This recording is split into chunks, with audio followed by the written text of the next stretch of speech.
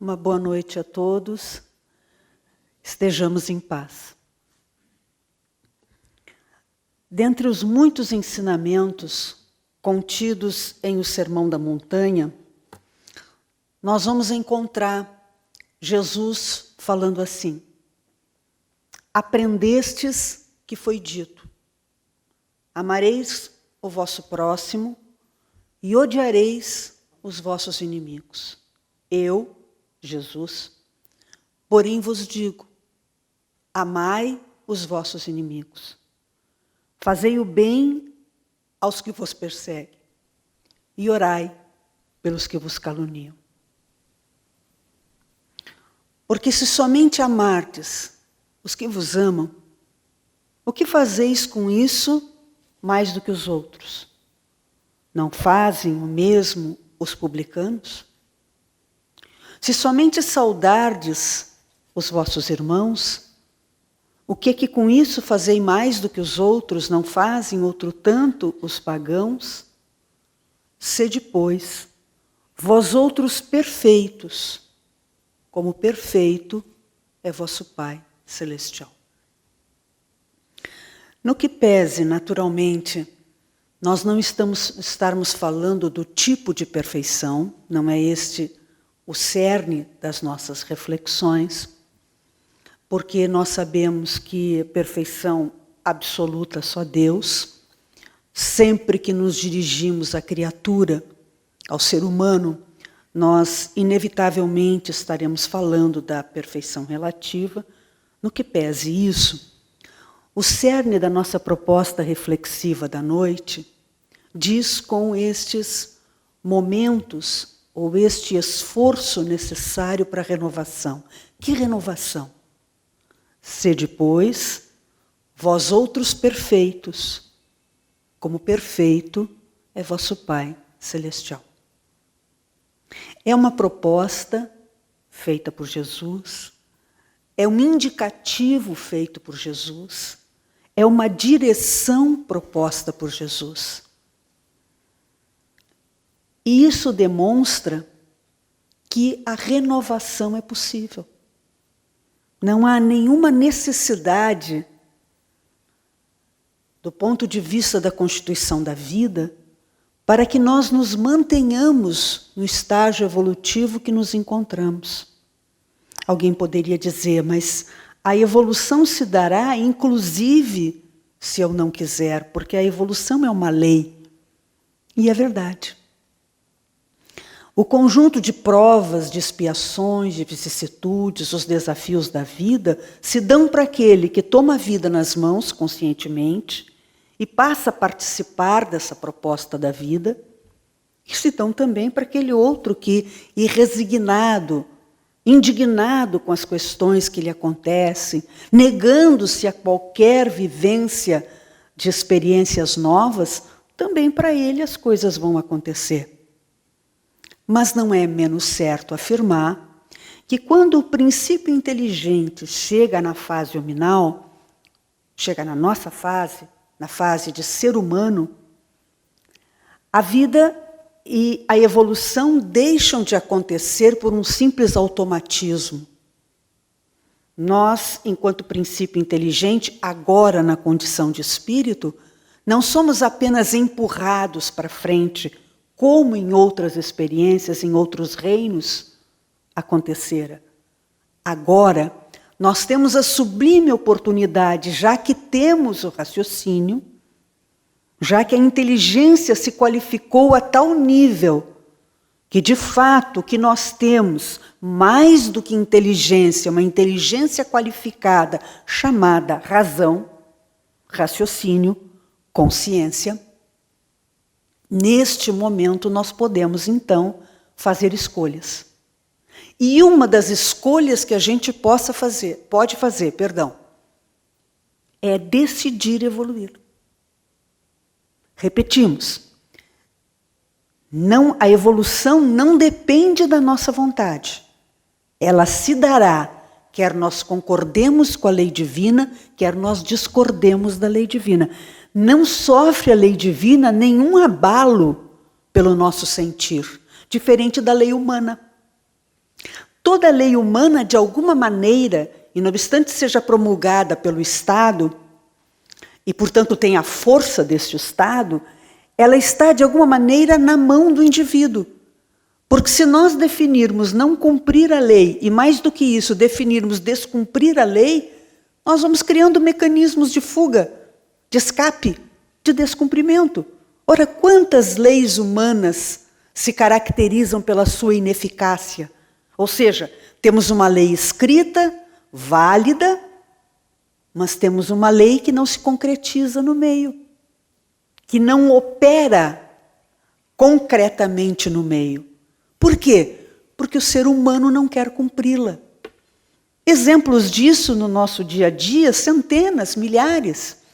Um dos mais interessantes exemplos que se pode perceber e que todos nós vivenciamos no nosso dia a dia é o que diz respeito às leis de trânsito.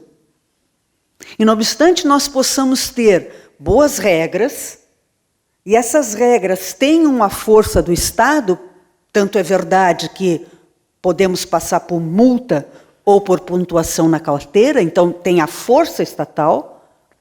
A verdade é que se descumpre as leis de trânsito com uma facilidade impressionante, desde que não se queira cumpri-las.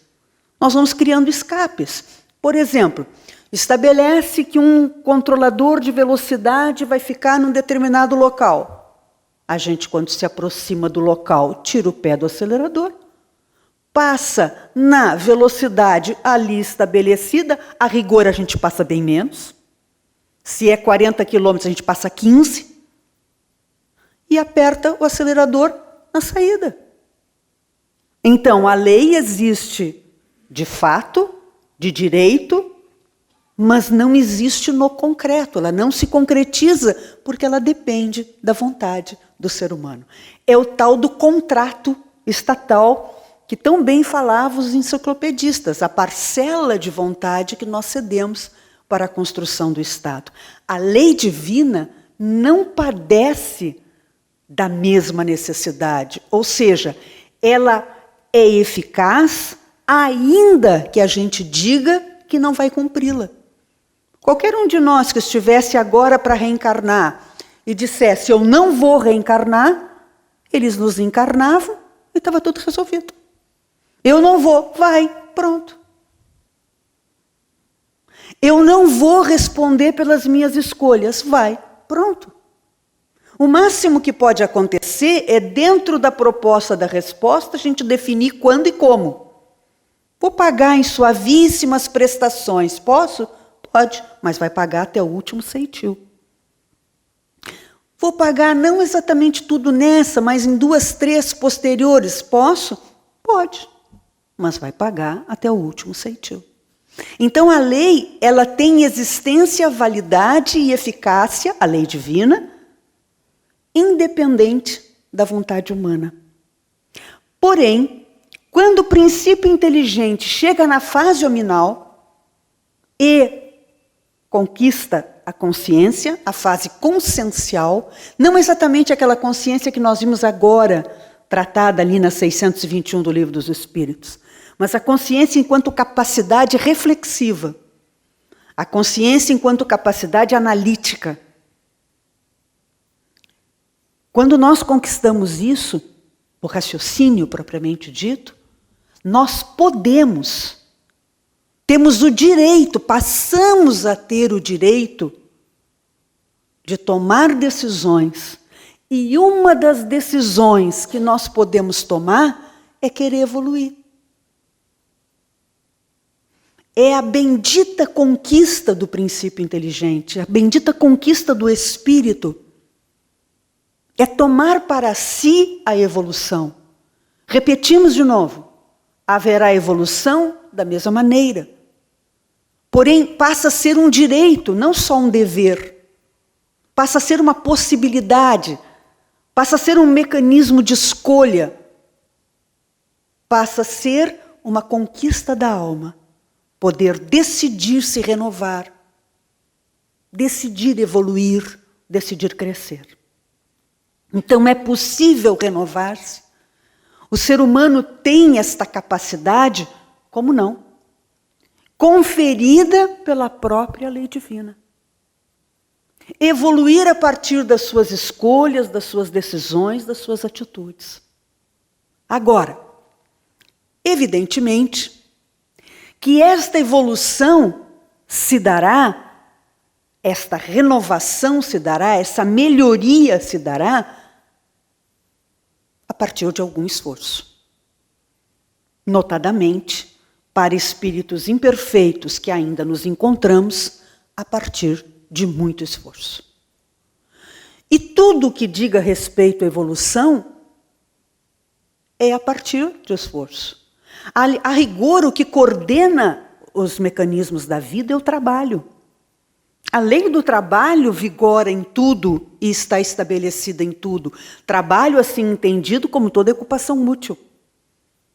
Então, a evolução, sendo uma ocupação que nós podemos ter, nós podemos decidir a partir de um determinado momento.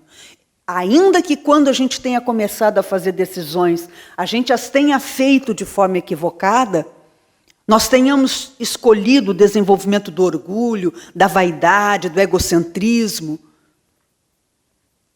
Mesmo neste sentido, e mesmo nesta circunstância, nós podemos a qualquer momento decidir evoluir, decidir melhorar, decidir nos renovar, não fazer mais aprendizagens que estão consolidadas de forma equivocada no psiquismo para fazer atividades novas, decisões novas, construções novas, atitudes renovadas.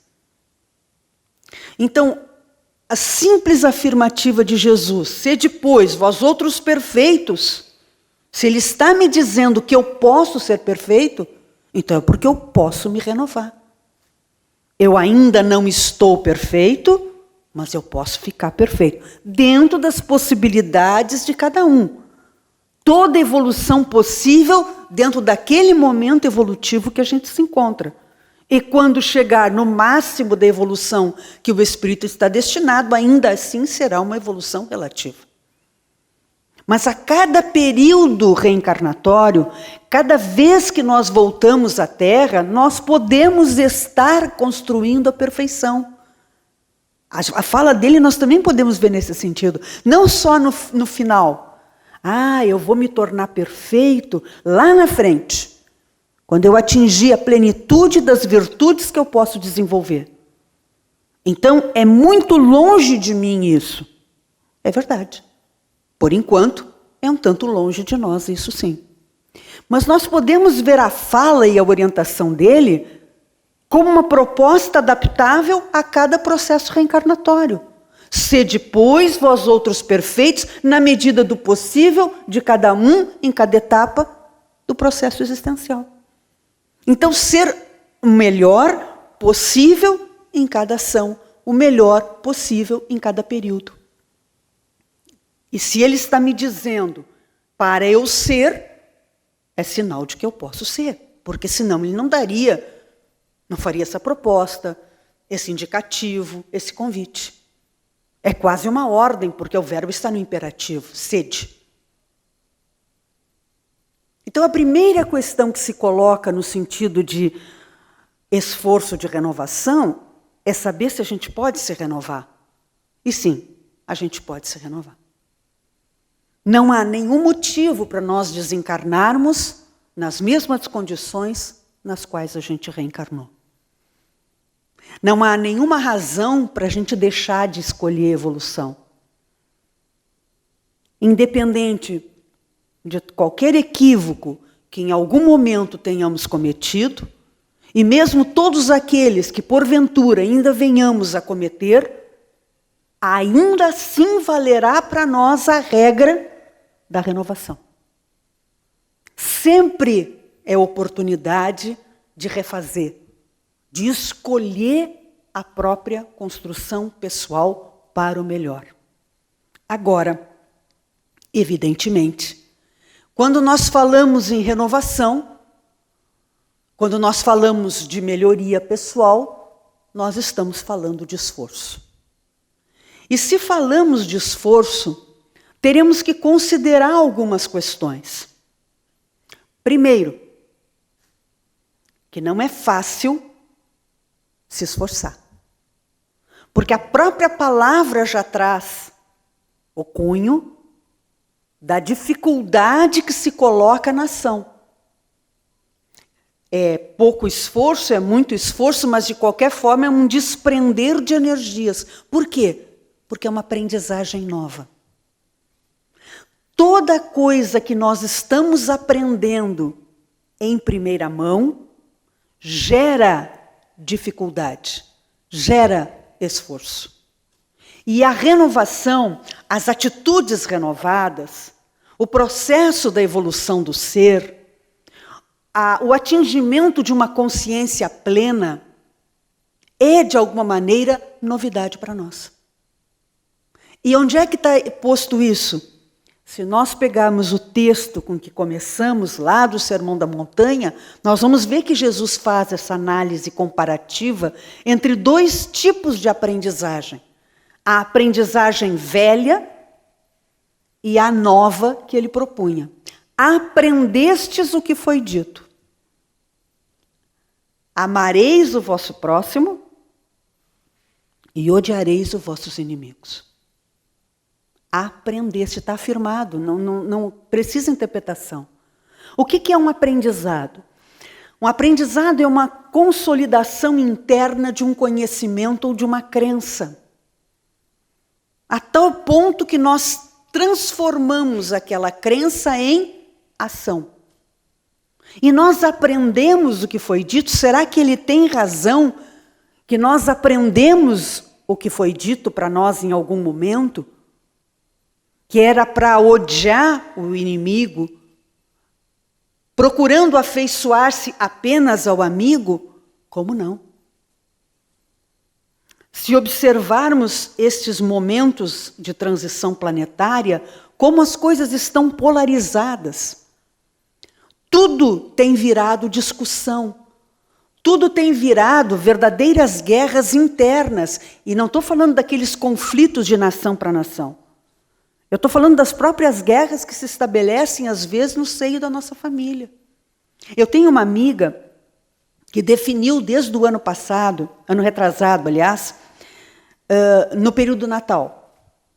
A todos que foram convidados para o Natal, a sua família é muito grande, então eles costumam passar o Natal juntos, ficou estabelecida a seguinte regra: não se fala de política e não se fala de futebol.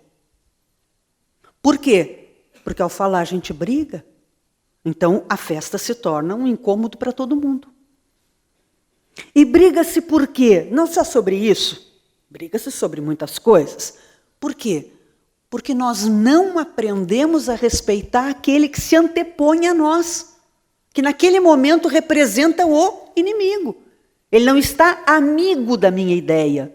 Ele não é parceiro da minha maneira de entender as coisas. Ele está na outra ponta.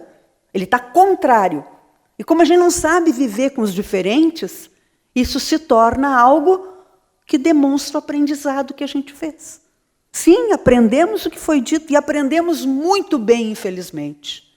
A tal ponto que hoje se torna para nós uma necessidade de aprendizado, e eu digo para nós cristãos, e nós cristãos espíritas também, a necessidade do respeito mútuo. Ora, o respeito mútuo é o mínimo para haver civilização.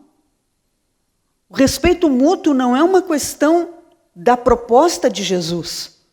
Jesus só veio corroborar o óbvio.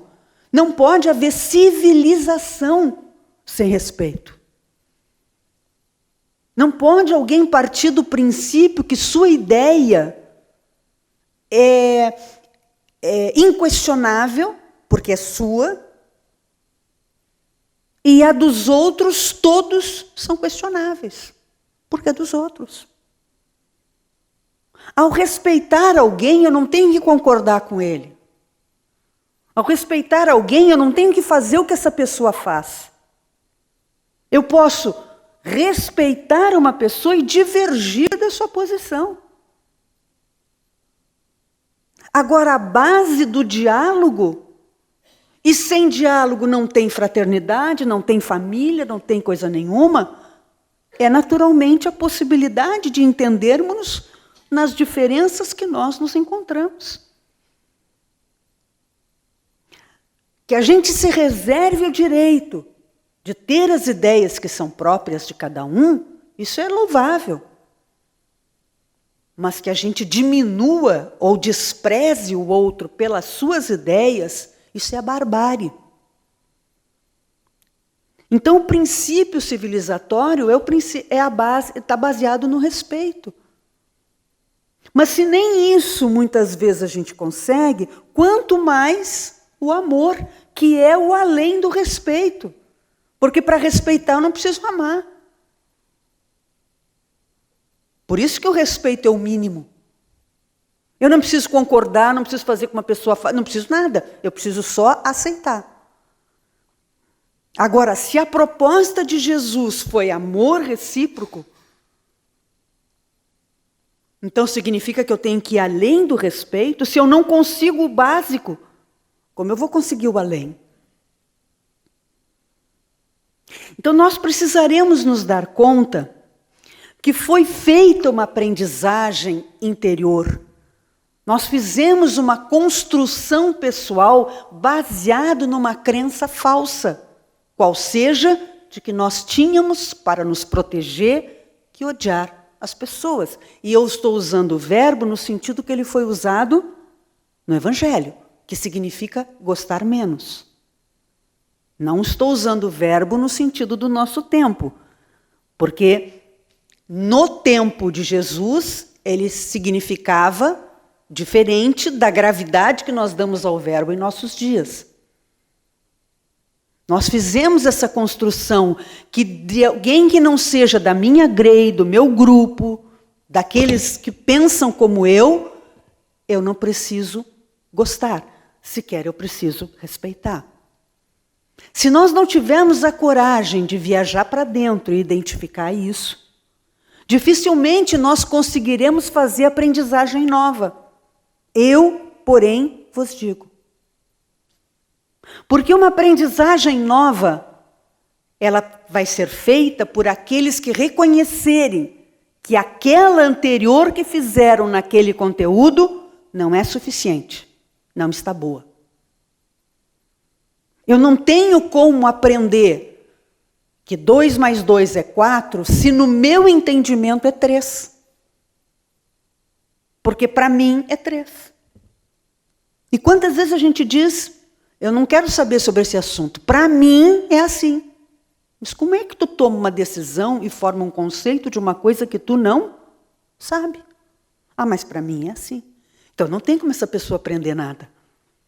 Ela não vai fazer uma renovação porque ela não tem intimamente o reconhecimento de que o que ela sabe é insuficiente. Não está adaptado, não é útil, não é mais necessário, é preciso que seja diferente. Se ainda nós estamos acreditando que o ser humano é um perigo para outro ser humano, se ainda nós estamos acreditando que para nos proteger nós temos que afastar as pessoas de nós, então evidentemente o que nos governa psicologicamente é a crença de que eu amo quem concorda comigo e eu não amo quem não concorda comigo. Agora, Jesus propôs claramente uma nova aprendizagem. Ele fez uma proposta de uma nova pedagogia, a pedagogia do amor. Do amor a todos, independente das suas características, independente das suas crenças, independente do seu jeito de ser.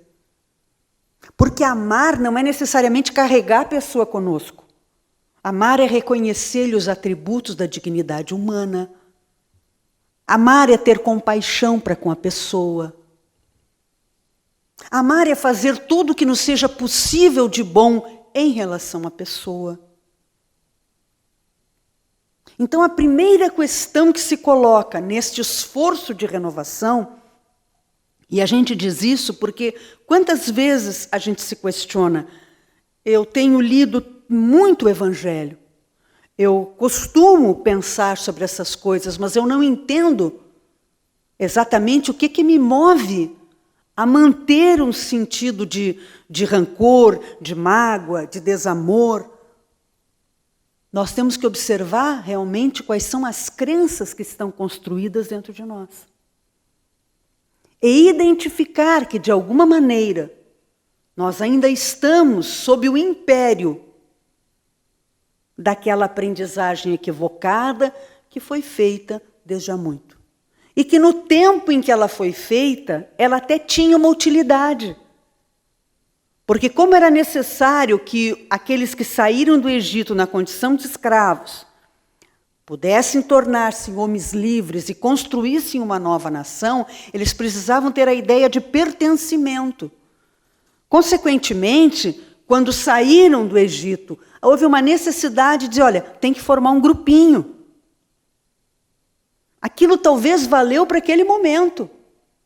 Mas já à época de Jesus ele advertia, eu, porém, vos digo, amai os vossos inimigos. E eu não estou falando necessariamente só de amai os inimigos, mas de uma proposta absurdamente renovadora, que fez dele um personagem extremamente estranho à sua época, e o que é mais grave, de alguma forma estranho, no século que nos encontramos, no 3º milênio. No milênio em que nós achamos que detemos tudo, que temos suficiente informação sobre tudo, que nunca foi tão maravilhosamente como foi agora, e de certa forma isso é verdade, mas será preciso refletir que em termos de civilização, nós temos um tanto ainda muito para construir e para conquistar. Então, primeira questão do esforço, neste processo de esforço renovatório do psiquismo, será necessário dar-se conta do quanto velhas crenças, velhos hábitos, não levo desaforo para casa, eu faço assim porque tem que ser assim, eu sou uma pessoa desta maneira porque é assim que é feito na minha família há 400 mil anos. E coisas que tais nós precisamos nos desapegar dessa crença. Para podermos construir dentro do psiquismo esta nova proposta trazida por Jesus. Então, esta é uma primeira questão. A segunda questão, ligada àquilo se é possível renovar ou não é possível renovar, Allan Kardec fez uma pergunta aos espíritos da codificação, no sentido de se haveria alguma imperfeição, especificamente na pergunta ele fala sobre paixão, porque a parte que está sendo tratada ali é na parte das paixões, ali bem no finalzinho da 3ª parte do Livro dos Espíritos, na parte da reforma íntima. Ele pergunta se existiria alguma paixão, querendo entender paixão aqui como imperfeição, aonde a vontade seria insuficiente, inábil, para poder vencer. E os espíritos vão dizer o seguinte: quantos dizem, eu quero vencer, mas dizem da boca para fora? Vão mais adiante.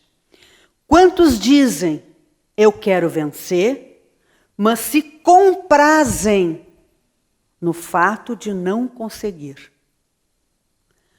E estão, de novo, cobertos de razões.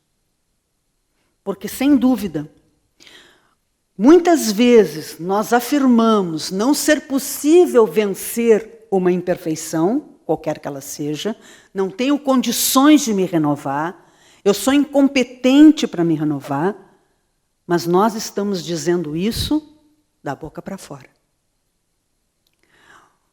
Primeiro, porque se disséssemos isso e tivéssemos razão, nós terminaríamos com a lei da evolução. Nós teríamos o poder de terminar com a lei da evolução. Se fosse possível eu querer uma coisa que está dentro da lei divina e, portanto, na minha esfera de competência, e eu não poder conquistar aquilo verdadeiramente, é porque, para mim, a lei da evolução não valeria mais. Eu teria o poder de terminar com ela. Como a lei de evolução vale para todos, e nenhum de nós tem o poder de inibi-la, significa dizer que quando nós afirmamos querer algo e não poder conseguir, ou nós não estamos fazendo todos os esforços, ou a gente não sabe realmente o que quer. Porque tudo que a gente quer, a gente consegue. Quando a gente quer verdadeiramente uma coisa, a gente consegue. Se não sozinho, a gente vai achar os mecanismos ou as pessoas que nos possam auxiliar para conseguir.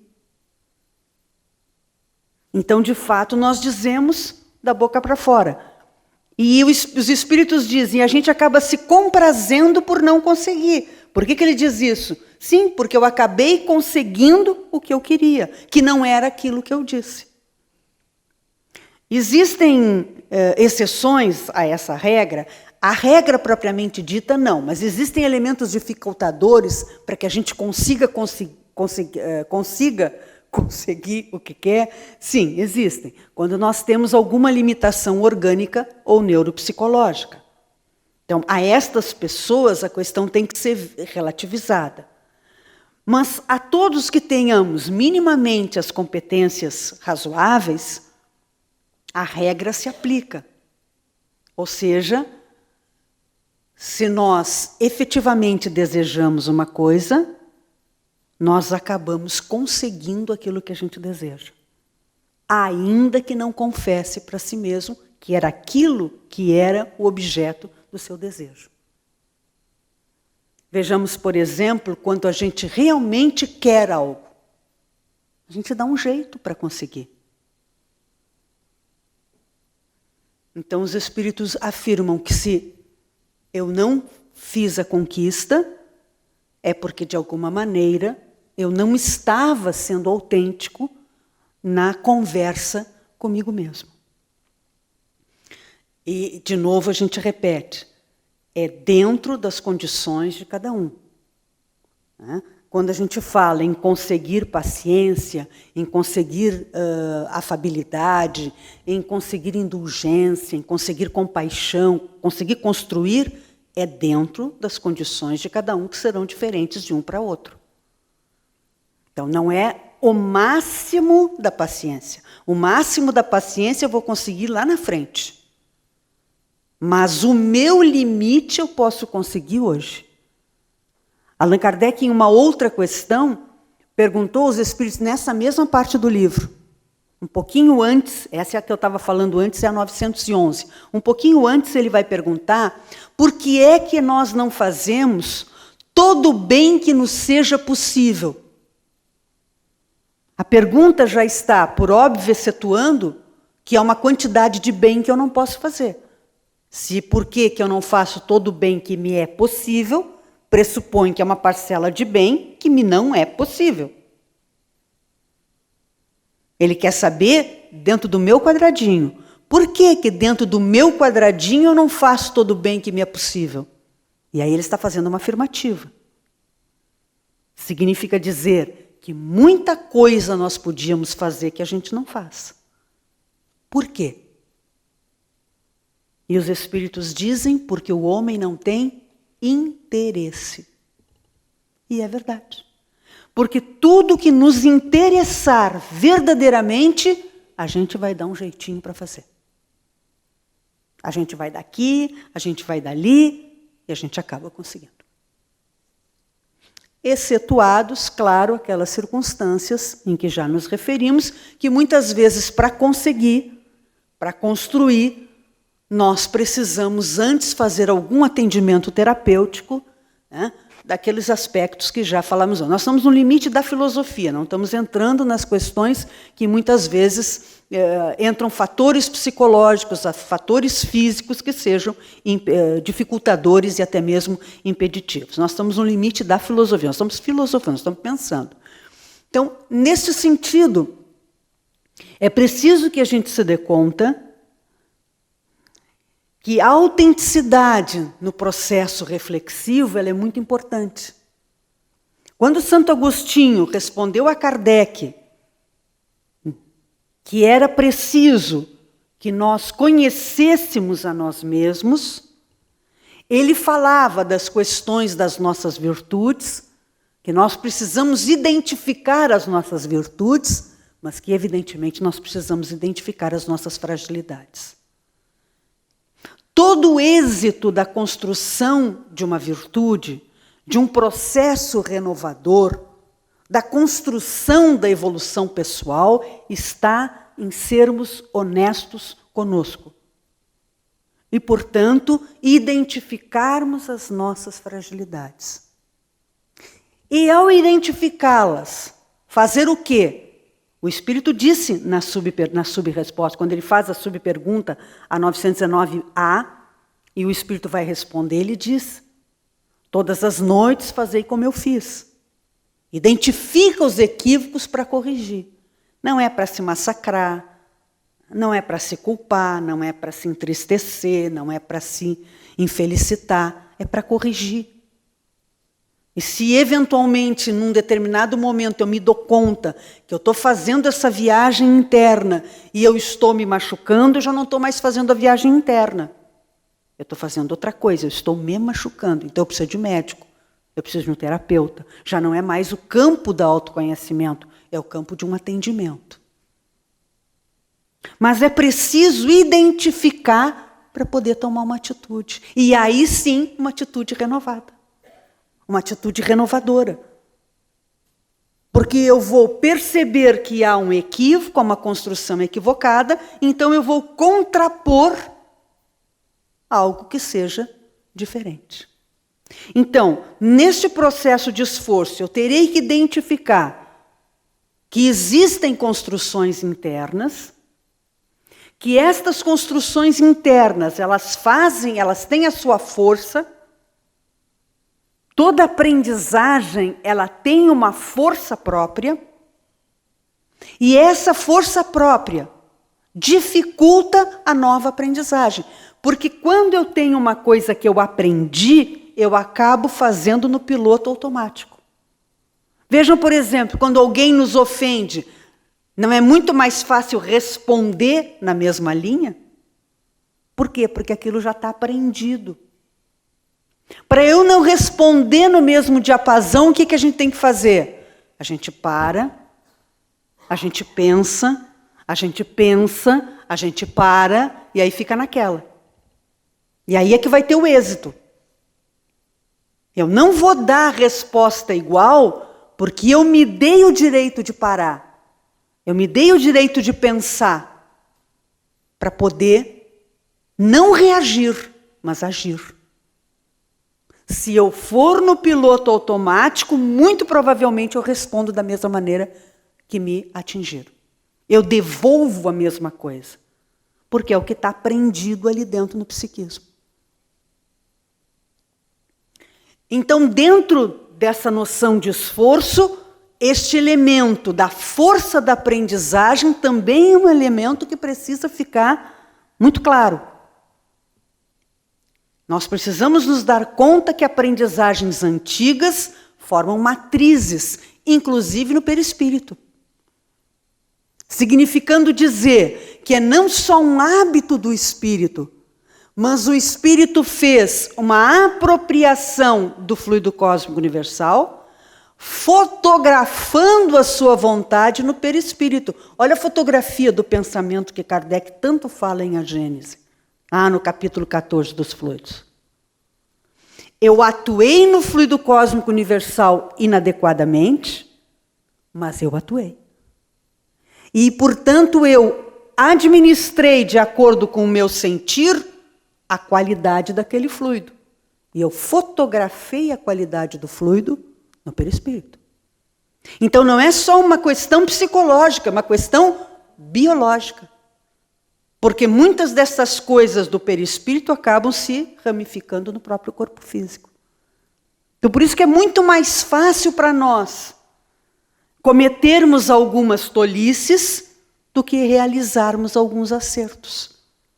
Porque até mesmo na impregnação biofísica, nós já trazemos aquela construção que está ali. E que precisa que se faça o quê? Uma renovação. Mas para se fazer a tal da renovação, nós teremos que nos dar conta de que este complexo, o complexo da aprendizagem velha, o complexo da sua força, o complexo da sua construção perispiritual ou da sua repercussão perispiritual, tudo isso fez uma amálgama de muita intensidade que virá para a periferia do consciente a se exteriorizar no automático, se a gente não exercer uma vigilância bastante ostensiva. O que levará Jesus a dizer, vigiai. Eu preciso vigiar não só porque o mal está fora e o ladrão pode entrar por a janela e, portanto, eu tenho que vigiar a janela para que o ladrão não entre. Mas existem ladrões, existem inimigos que estão dentro de nós. São os inimigos internos, são os ladrões internos. São aqueles elementos que nós trazemos de tantas outras experiências reencarnatórias e que precisam ser identificados nesta hora que eu quero me renovar. Muitos de nós fracassamos nos nossos projetos renovadores, não porque somos ruins, porque somos incompetentes, porque para nós essas coisas não funcionam, como muitas vezes a gente repete entre nós. Eu não consigo melhorar, eu não consigo isso, eu não consigo aquilo. Não tem esse malefício no nossa gênese espiritual. Nós somos filhos de Deus. Se alguma coisa existe em nós de inexorável, é o bem. O mal é passageiro. Mas então por que ele tem tanta força? Ele tem tanta força porque eu o escolhi, eu o construí, eu o transformei numa aprendizagem pessoal. E tudo isso faz sentido para mim. Então, consequentemente, eu terei que identificar esse sentido e essa força para poder me descondicionar e construir a aprendizagem que eu desejo. Ou, se preferirmos uma expressão mais técnica, eu vou ter que me desidentificar com aquela para poder me identificar com esta. Mas quando eu quiser me identificar com esta, eu vou encontrar ainda um novo esforço a ser feito, que é saber exatamente o que é essa. Porque uma das razões que dificultam muito o nosso esforço, que atrapalham muito o nosso processo de esforço, é o fato de que a nossa fé não necessariamente está consolidada. Ela não só não é raciocinada, como ela não é firme. E ela não é uma coisa ou outra em função da falta de aprofundamento que nós temos nos princípios elementares da crença nova que nós dizemos ter. Quantos de nós se satisfazem com a periferia da tese espírita, como se satisfez no passado com a periferia da tese cristã? Para que uma fé seja raciocinada, ela tem que ser raciocinada em cima de alguma coisa. Então, a gente tem que se dar conta, comece a brincar consigo de porquê, como as crianças fazem. Mas por que isso, tia Sandra? Mas por que aquilo, tia Sandra? Mas por que aquilo? Eles vão nos botando numa tal enrascada que se a gente não sabe daquele conteúdo, é melhor dizer logo. Porque senão vai ficar muito feio. Vai ficar na cara que a gente não sabe. Porque ele não se satisfaz enquanto não vê os seus porquês atendidos. A gente tinha que fazer isso com a gente, para ver quão pouco a gente sabe sobre as coisas. O espírito é imortal, certo? Eu tenho certeza disso? Eu tenho. Então por que tem medo de morrer? Ou a gente não tem medo de morrer? Está apavorado com o coronavírus, é porque tem medo de morrer, né? Se não tivesse medo de morrer, a gente estaria preocupado. Preocupado, sim, porque nós temos o dever de cuidar do corpo físico. Tomar as precauções, sim, evidente. Agora, o desespero. Mas no fundo, não está ainda suficientemente consolidado. Quantos espíritas eu conheço que têm medo de espírito? Tem gente que dorme de luz acesa. Eu não olho para trás de noite. Por quê? Porque eu posso ver um espírito. Sim, mas ver espírito não é nada demais, tu está te olhando só sem o corpo físico. Quem tem medo de espírito não pode ter espelho em casa, porque está olhando para um, que é ele próprio. Revestido do corpo físico, mas é um espírito. Então nós tínhamos que fazer esse brincar essa coisa de criança de porquê, até a gente poder chegar a responder-se profundamente sobre tudo. Não, é isso, porque é aquilo. Sabe quando a gente abre os arquivos do computador e sempre tem uma pasta nova? Pasta dentro da pasta, dentro da pasta. É isso. A fé raciocinada, ela pressupõe a capacidade de linkar coisas. Eu tenho que pegar os princípios e começar a linká-los, a estabelecer conexão entre eles, para então me dar uma fé que raciocina em cima desses conteúdos e, por via de consequência, me dá concretude e, portanto, tranquilidade de viver. Muita da nossa dificuldade, ou nós fracassamos quando vamos fazer o esforço da renovação, está, sim, no fato de que nós não temos solidez conceitual. Nós não conseguimos viajar dentro do complexo doutrinário, e eu não estou falando em guardar data, em guardar número de questão. Não.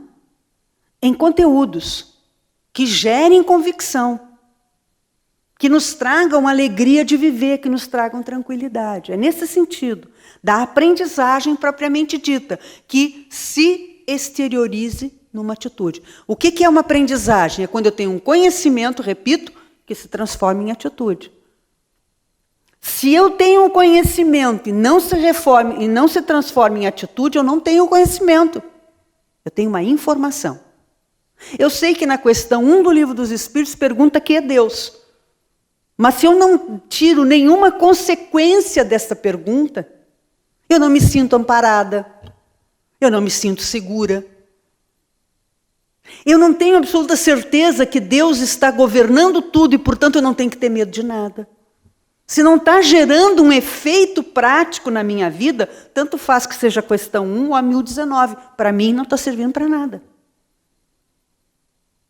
Então, a atitude renovada, ela parte de uma solidez conceitual, de nós podermos entrar dentro dos conceitos e estabelecer links, conexões que nos gerem bem-estar, que nos gerem segurança, portanto, que nos gerem uma fé raciocinada.